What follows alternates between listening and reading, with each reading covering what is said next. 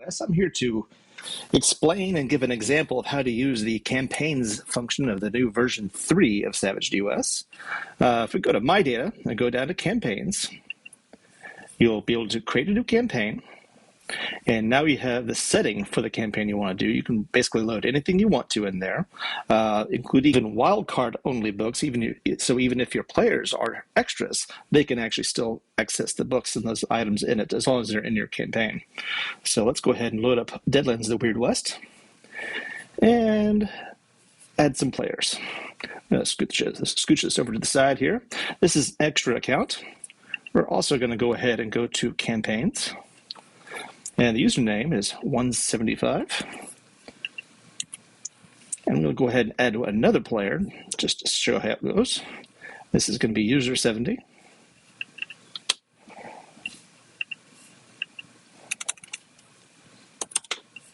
And add to players. And when I add,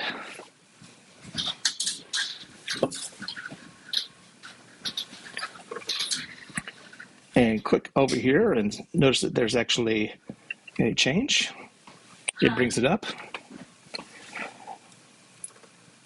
And when I go to the other page, he also shows up there. And they can only edit their character that they have there. So for this user, they can only edit this one. And let's go ahead and change that character's name to Fred Not Flintstone, and save. And this runs mostly in real time. As soon as I click over here and just noticing it's got focus again, it's going to see Fred Not Flintstone is there. It looks a little funky here on the slightly smaller screen, but it looks a lot better whenever you have a full-size screen there. I can do the same thing with this account. You notice that he can only edit himself and not the Fred Flintstone character. We'll call this one Concept Barney. Of course, we know who that's going to be, and save that as well. And click, and you'll see that Barney shows up. And the GM has the ability to edit just as easily. And the only thing you cannot edit when you're doing this is going to be the setting for that particular character. So if we go to here and go to the settings area, you'll see that this is a read-only version of the setting.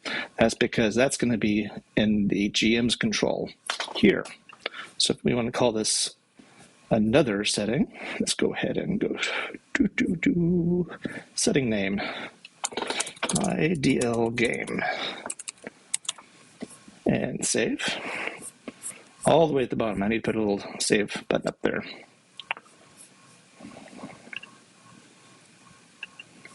This is definitely in beta, and this may be slightly different by the time you get to it, but this works really well. Of course, it doesn't work in the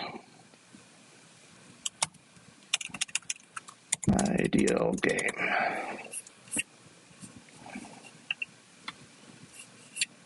The quickest way to get the save button is go to players.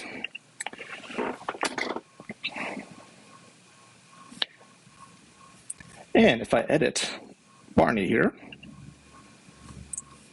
we go to settings, it's my DL game.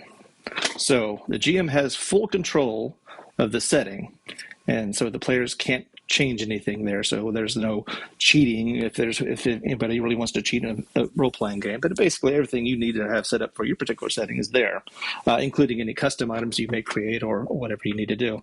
Well, that's pretty much it. Hopefully this clears up a little bit of what's going to be happening here in a few days whenever I launch the beta, and hopefully you guys enjoy. Thanks for watching.